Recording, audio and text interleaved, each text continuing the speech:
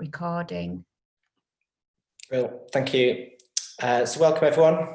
Thanks for taking the time to join this event this morning.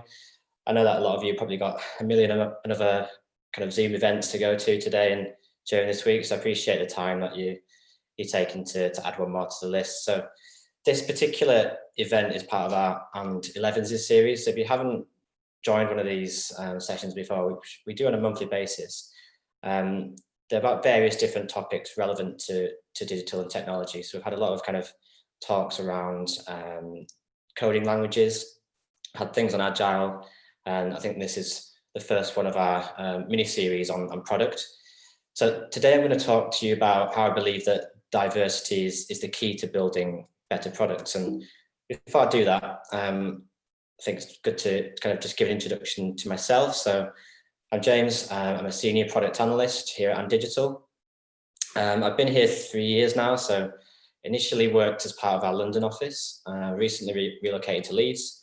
I've been involved in software development and digital teams for nearly a decade, and I've done lots of different things along the way. So I've had various different roles within those digital teams, but the last few years, specifically at Digital, I've been more focused on product management and user experience.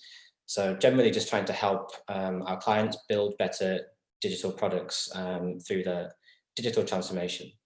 I've been lucky enough to work at some really big companies on some big products with some great teams. And there's a few of the clients I've worked with and a few of the companies that I've worked in as well, which you can see there. If you do want to kind of connect, or you want to send me a message or kind of carry on this discussion beyond this talk, there's a few contact details there. So if you want to connect on LinkedIn or send me an email, then yeah, just use the details on the screen. So the agenda, there'll be a bit of housekeeping at the start. So just talk about the event logistics. I'll then go into the talk, and then we'll give around 10 minutes at the end for questions. So if you do have any questions, either pop them in the chat or just note them down, and we can go through them at the end. A few TNCs, so please, if you don't mind, just stay on mute during the talk. Like I said, we'll deal with questions at the end. We are recording this session, so if you don't want to be seen, we'll upload this to the website afterwards. So just turn your camera off if you don't want to be seen on the recording. And yeah, if you do need to dash at 11:45 on the dot, or if you need to dash before that, obviously that's okay. But just be aware, you might overrun by a few minutes. Just depends on how long I ramble for. Just a quick shout out, just to let you know that we are hiring. So we're a fast growing business. We're always looking to recruit talent. So you can see here like the selection of the type of roles that we're looking to support that growth. So location wise, we have clubs, which are basically our regional offices throughout the UK. So if you think you fit into any of these roles or you're interested in joining, then please visit the website, or you can scan the QR code, which will take you straight there. Which I've just clicked, she didn't want to do.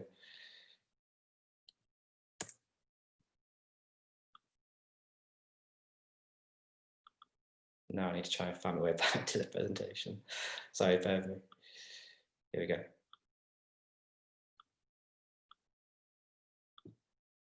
Cool, so a bit of context around so in essence, we do two things.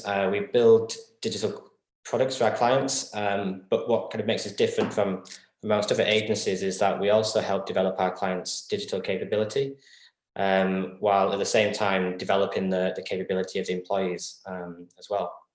So we recognize that companies thrive are the ones that have digital and the culture of digital in their DNA. So we try to kind of grow and foster that as much as possible. And we do that through these different flavors we guide, which is all about setting the foundations. We look at the organization structure, the ways of working. When we did work in the office, we looked at the physical layout as well to help with that kind of collaboration and digital ways of working.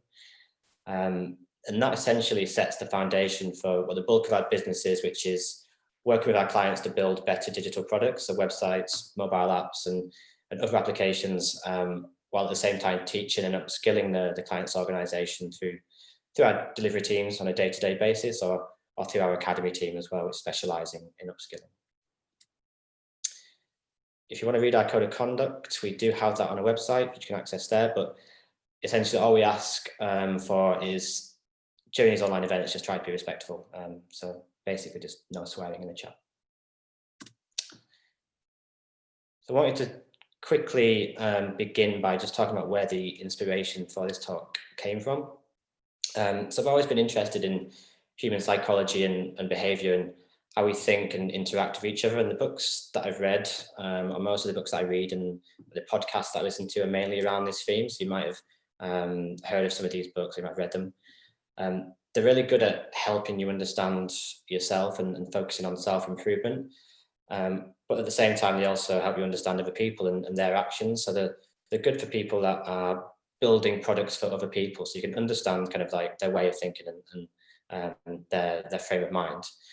But the topic of diversity specifically and how we can use that to help us solve problems was brought to my attention through this particular book here. And more recently, it was a talk that the author, Matthew Side, did as part of our Untitled Chapter meetup series. So through these and like the various different research that I did into diversity, I kind of realized how important and how powerful it can be in helping product teams and just teams in general solve complex problems.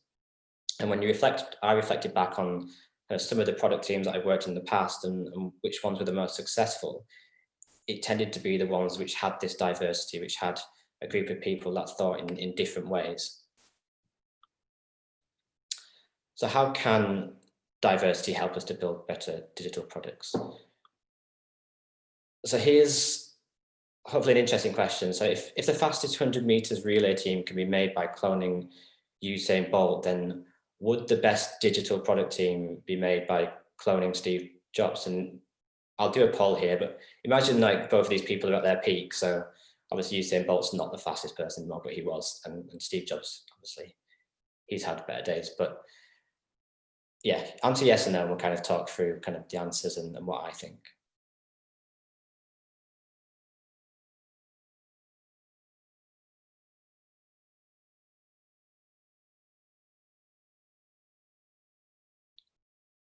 So I've got a clear winner. I had one person say yes, which I'm sure is just someone being contrarian. But yeah, okay. So you think the same as me, and I think everyone has an intuition that that wouldn't be the best product team, and obviously that's why I'm doing this talk. But at face value, it could be tempting to say yes. You might think that taking one of the most intelligent and successful product leaders and multiplying him would result in a super product team, with all of the intelligence and ideas that would bring. But I don't think it would. So a relay team of Usain Bolt would obviously wipe the floor of anyone else in the 4x100 meters. That's without question. But a team of Steve Jobs would almost certainly not. And the reason why is more down to the type of problem that these two people are trying to solve. So Usain Bolt is trying to solve a relatively, well, it is a simple problem. It is how to win a 100-meter race. And the solution to that is to just run fast. Whereas Steve Jobs is trying to solve a much more complex and infinitely complex problem, which is changing human behavior using technology as the medium. And solving complex human and technology problems requires more than just intelligence and competence. The difficulties that we encounter are extremely complicated. In order to tackle them, we need to work as teams, but it's how we build those teams that will decide if we reach our goals or not and how effective we are. So creating digital products to solve user problems, it requires not just intelligence, it needs emotional intelligence, it needs knowledge, experience, it needs expertise in multi-disciplines, creativity, prediction, and many other different characteristics. And these characteristics within these teams can only be improved via diversity. There needs to be a diversity of the mind within the product teams, a cognitive diversity. And we wouldn't get that by cloning Steve Jobs, since we'd be copying the exact same brain, meaning all of the characteristics that we just mentioned, they wouldn't improve no matter how many times that we cloned it. And technology as an industry doesn't doesn't lend itself to diversity very well. Not that it doesn't lend itself, it doesn't do well at promoting diversity. There's various different statistics out there around kind of the level of diversity within technology, but just some of the things that I found just from a quick Google is we've got 19% gender diversity, we've got 15% people of BAME background, for example. It is dominated by a similar sort of person, and it's usually, especially in the UK, it's white and it's male. So that is a problem, because without that cognitive diversity, you don't have the collective intelligence within that team. So improving the diversity of a group of people will ultimately increase the collective intelligence that that group possesses. And it's this collective intelligence that allows us to solve those complex problems. So if we improve the collective intelligence of our digital teams, what that will mean is we'll essentially build better solutions that improve our customers' lives.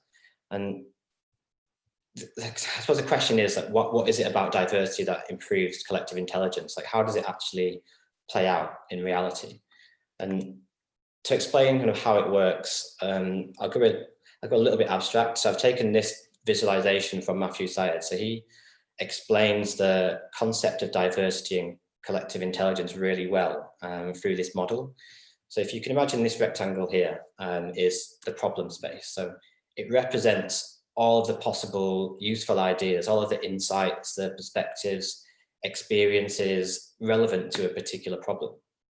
So if this was a simple problem, a single person may possess all of this information. You don't need diversity, you don't need other people, you don't need diverse thinking. They could solve that problem by themselves. But if you take a complex problem, no one person will have all of the relevant insights. Even if you take the smartest person alive, they will only have a subset of knowledge. They know a lot, but they don't know everything. And we can represent that person here using the circle contained to the bottom left of the problem space. And it is an obvious concept. It's one of the reasons why we all work in groups or teams of people, and why hopefully we all collaborate and we try to solve problems. But the common misconception is that by adding people to the team, to this problem space, it automatically means you increase the generation of useful ideas. And we already know that the tech industry is particularly homogenous industry. And on top of this, humans have the habit of surrounding ourselves with people we relate to people that are similar to us in appearance, their opinions and viewpoints. And this happens because it's validating to have our own ideas imitated back to us through the people that surround us, whether it's friends, family or work colleagues. But the fact is that this meaningfully hinders the success of the team as it reduces the cognitive diversity. So you can see here that there are many more circles in this problem space. There's more people in this team, and they might all be intelligent, but they massively overlap. The amount of useful ideas that they're providing is not significantly increasing with the number of people that you add. And the issue with this is that diversity creates a collective, or the lack of diversity creates a collective blindness. So even if a team consists of all of these intelligent people, if they all think the same and they have the same experiences and insights and mental models, they won't know what they don't know. They'll all have blind spots, which make up a huge area of this particular problem space. So as an example, if you imagine this particular problem space here is how do you make it easier for people to consume multimedia? Then these circles could be a HMV or a Blockbuster. They're concentrating on a particular area of that problem, which is physical media. And they're coming up with ideas around that. They can't see the world outside that. But if we look at a different type of team, so this is a team that has diversity. It's a team that's made up of people who think differently. They have different backgrounds, they have different experiences, knowledge, ethics, mental models. They'll use different information, they'll ask different questions, they'll have different assumptions. And because of this, they don't parrot the same views. They bring insights from different regions of this problem space, and they're able to challenge each other. They augment each other's ideas. They diverge, they cross-pollinate, and they provide a much larger coverage of this particular problem space. So if the previous example was HMV and Blockbuster, this could be a Netflix or a Spotify. They were able to use the diverse thinking in their product teams to see that bigger picture, to explore ideas and solutions that no one else thought possible or even thought of.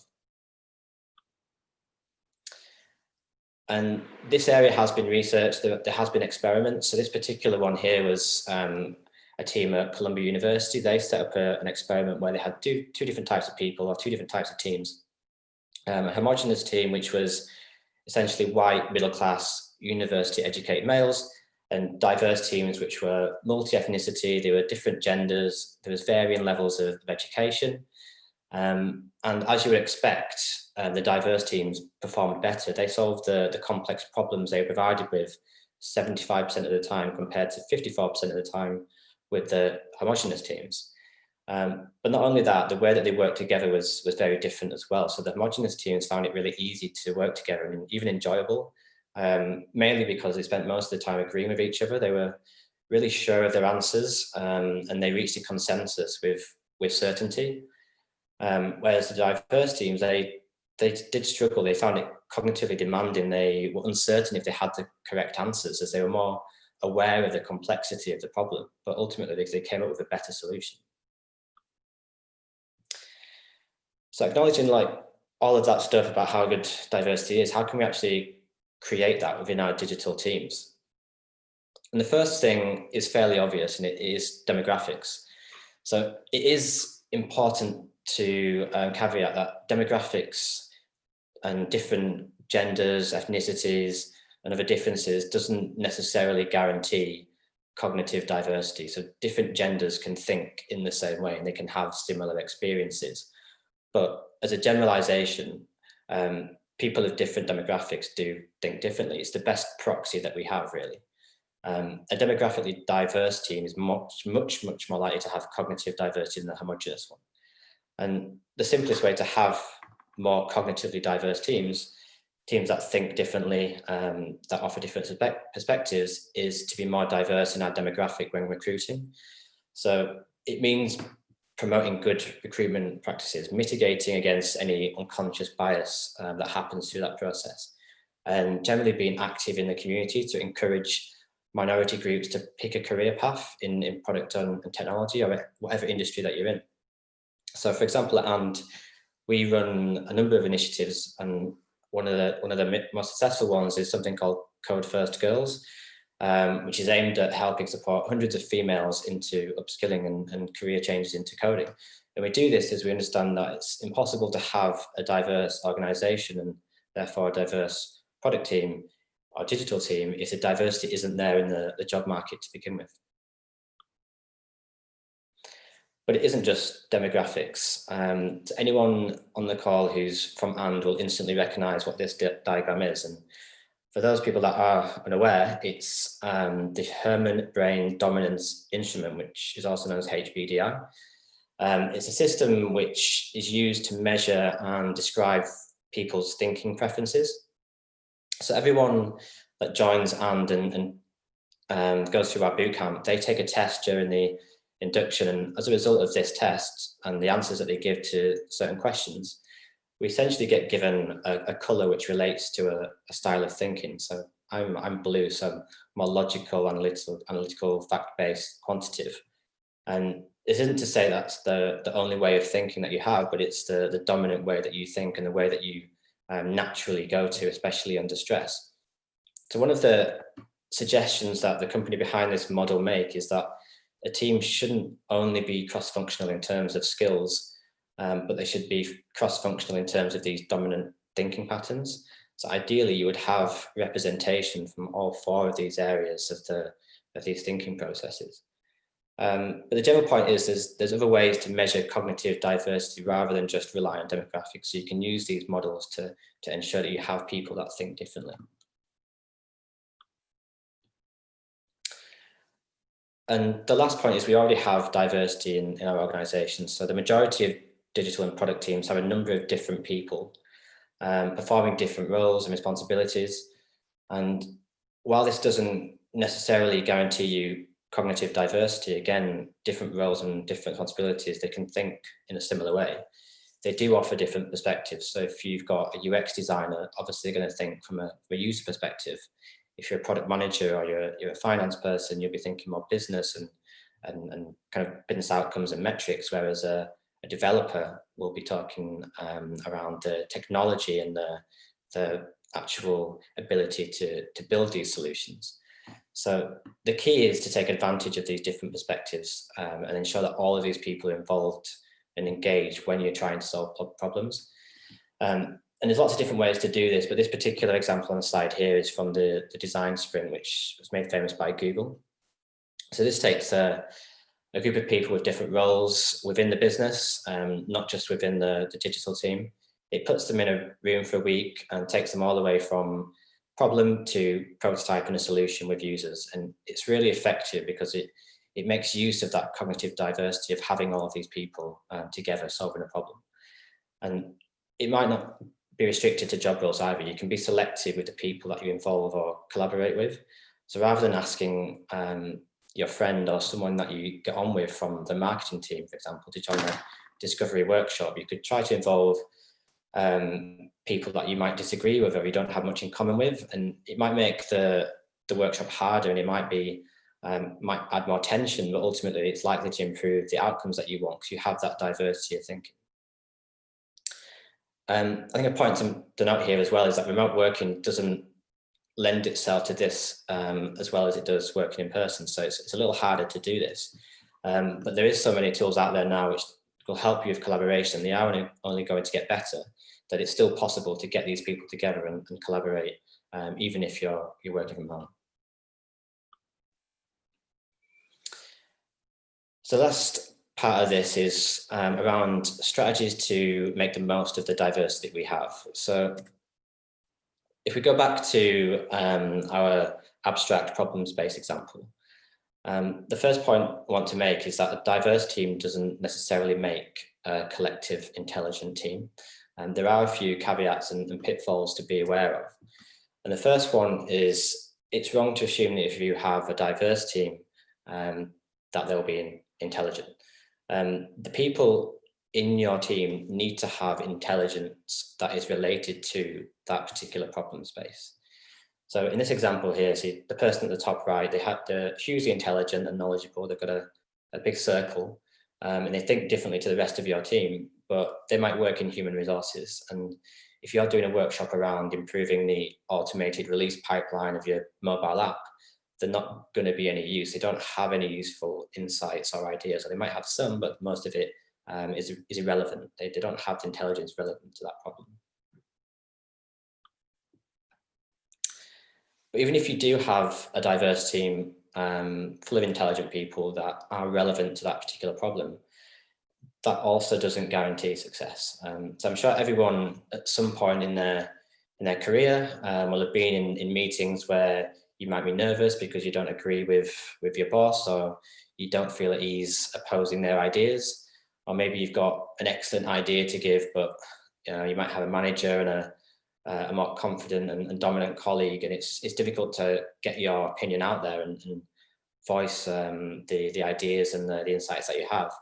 And these scenarios, they do occur over every single workplace, and it's natural human behavior to have this kind of dominance hierarchy. So in any group, either leader will be chosen, or if they're not chosen, they'll just naturally emerge. And since humans have been functioning this hierarchies thousands of generations just socially, often we don't even recognize them when they're happening. But these structures, they're a threat to the cognitive diversity, since they don't allow the non-leaders to voice their opinions. So unless we have a dominant leader who encourages that open communication, the brilliant thoughts or the insights that you have are lost because you're not getting them out there into the team. So what happens in these instances is where you have this leader and they're dominant, the other members of the team, they'll get dragged into their area of the problem space, and they won't share their insights as much as they might do.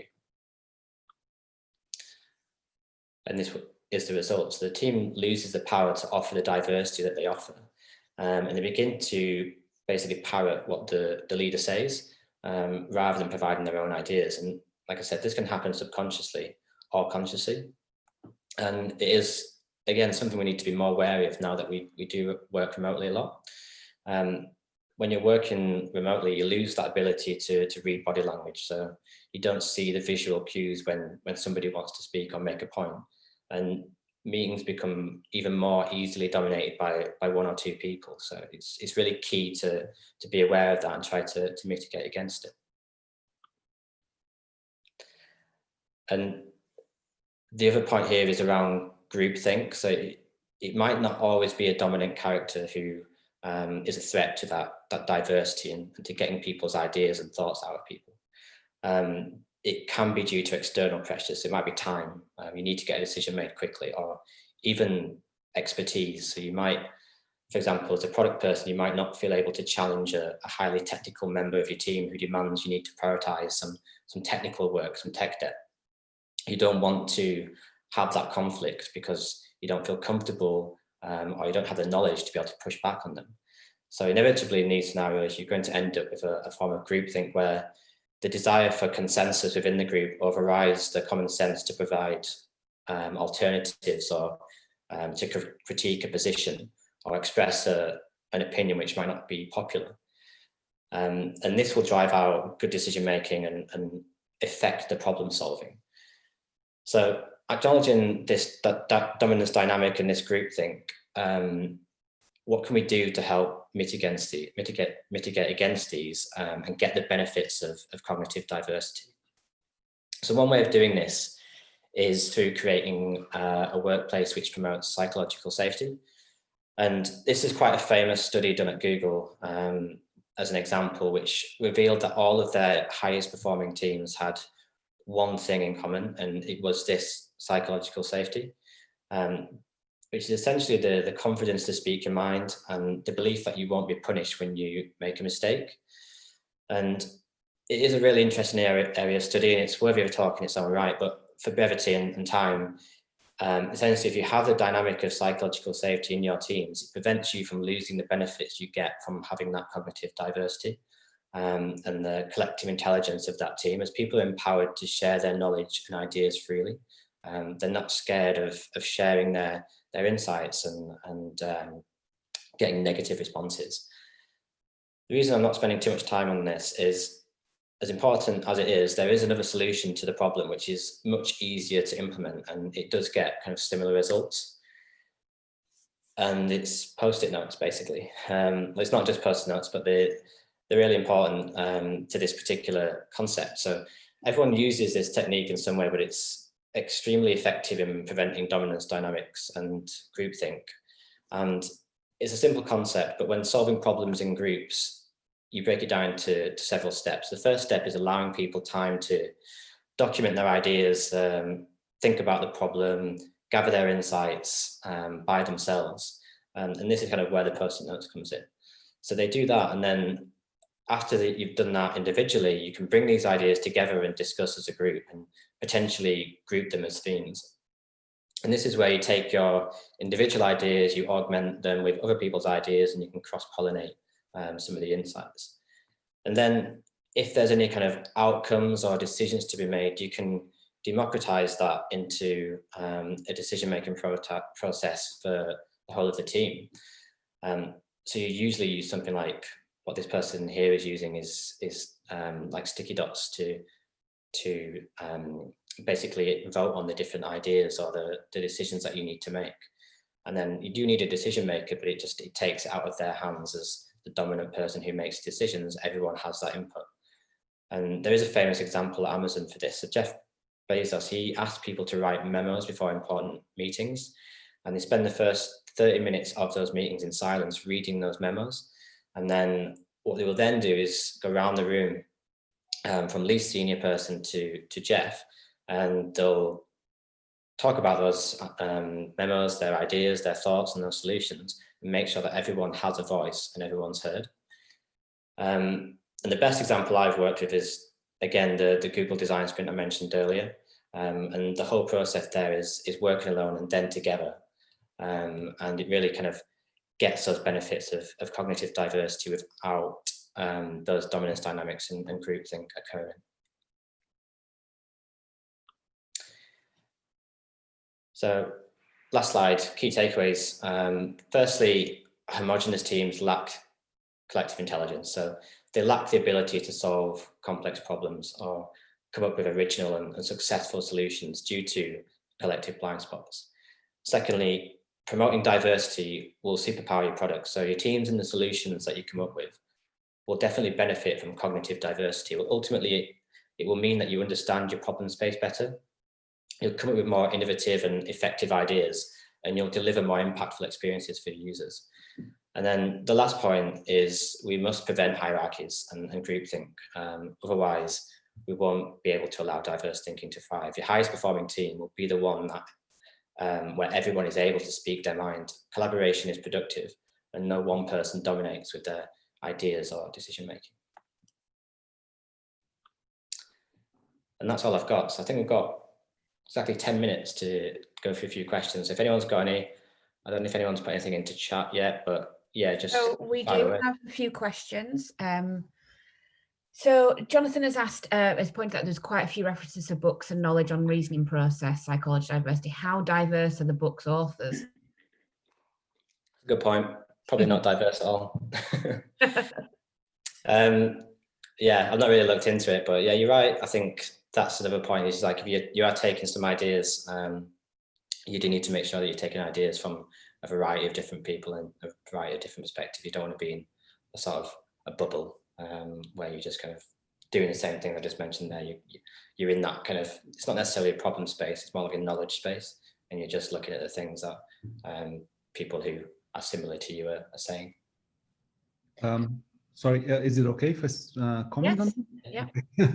Yeah, so normally, definitely, I would give this feedback privately, right? It's a bit of a meta on the meta level on the presentation. It's just that I think that we the audience, everyone can benefit from this analysis, right? So how diverse is the content that we are consuming, which kind of books do we read, and things like that, right? In that sense, I also believe that the example that you used to work on related to like Steve Jobs and Usain Bolt, it could also be improved, right? So in a way, we're talking about the black man as the physical prowess and dealing with an easy problem, and the white man dealing with the complex one. And I absolutely do not question your intention. I got the point, right? I'm not questioning the point, but that's something that we can be careful when we are preparing our presentations, and that's perspective also of not falling into this, let's say, stereotype or something like that. I think that's a really good point. This is the first time I've done this talk, so I will improve it in future. But yeah, I think it's a good point to make. I do agree. Thank you. And I'm sorry to put you on the spot. I know it's tough, right? I understand. And I again, it's a great presentation. I learned a lot here today, so thank you. I just think that it's this tough conversations that we need to have to move really diversity forward, right? Sure, definitely. No, it's a really good piece of feedback. Thank you. Could I ask you, James, you mentioned that if you've got a dominant leader, that people would find themselves reluctant to bring their ideas forward. So how would you get team members that do find it hard to put their ideas forward to contribute, even using some of these methods? Yeah. So yeah, if they're still not responding to using the kind of the post-it note method there, and it is kind of hard to improve the psychological safety of a team and an organization. It's like a cultural change, which is hard to do on your own. I think at that point, you maybe need to take them out of the group. If you want to gather their knowledge and their insights and all the views of ideas that they have, and every person does have them, even if they don't want to share them, then you probably need to approach them at an individual level. So I have had this in the past where certain cultures as well, again, a generalization, may be less, they're reluctant to share their ideas and they're more agreeable. And the way to kind of get around that I found was to kind of have one-to-ones with them, make them feel a bit more comfortable that they can share their ideas, make them aware that you do really want them, and do that on an individual level first. And then I guess as they get more comfortable, they may be more willing to share them as part of the group, which is the more ideal solution. Thank you. Have you seen an example of a diverse team that hasn't worked well because they're diverse? I haven't. So the teams that I've worked in that were diverse have all been successful, I suppose. it depends how you class work well. So I think the outcomes were good, but like I was saying before, it can sometimes seem that working together is quite hard because people are challenging each other all the time. Meetings might take longer. It might be difficult sometimes to come to a decision because people don't agree with each other. So it might seem like they're not working together well. But in actual fact, they are being really effective. And I think you just need to use techniques to help take those kind of challenges and those questions and turn them into decisions. So whether you use that democratization of decision making, that kind of thing, so you can get to a decision even if everyone's not agreeing. There's a consensus and everyone agrees that it's the right approach, even if they don't necessarily agree with the actual end solution. Anthony has asked a question, and it's recruitment based, so obviously we can't comment on the recruitment side of it because we don't work in recruitment. However, in the spirit of diversity, do you think if someone lacks specific experience in something, should they be overlooked as a potential candidate? I think it's a good question, because I think what we're saying here is that it's not just down to competence and intelligence.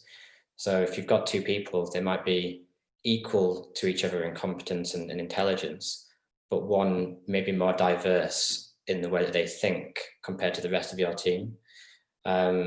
And they may even be less competent, but because they have that diverse way of thinking, you might want to choose them over somebody else. So it is a bit of a moral and ethical problem, is do you pick the right person for a job at face value, or do you think about what works best for your organization and your teams? So can you pick someone who might have less years of experience, but they might bring more to that team because they think differently and have different experience? And I guess that's not really just for recruitment either. That could be choosing your product team that you're going to use in a specific sprint. Yeah, exactly. So I think, it's hard to say because you don't generally choose the team members yourself unless you're kind of, you're the head of product or whatever. But yeah, you can choose the different people within other areas of the business. So like I said, you have stakeholders in marketing, or you have stakeholders in finance, and you can choose which ones that you engage with there, because usually you'll have multiple, and you can be selective based off what you think they might bring to that team. Hi James, it's Sam Alexander here. You may remember me from a long time ago. So obviously I worked in recruitment for a really long time. I'm in management consulting now. I was just reading Anthony's message there. I think one of the things that a lot of businesses actually are quite scared of when they're implementing DEI strategies, certainly for their recruitment team, is that it is going to take away from merit-based selection. And I just wanted to raise the point, I guess, for Anthony as well, that it just wouldn't be fair if people were being picked to do a job purely for diversity reasons, and that's not what recruiters in massive businesses are trying to do.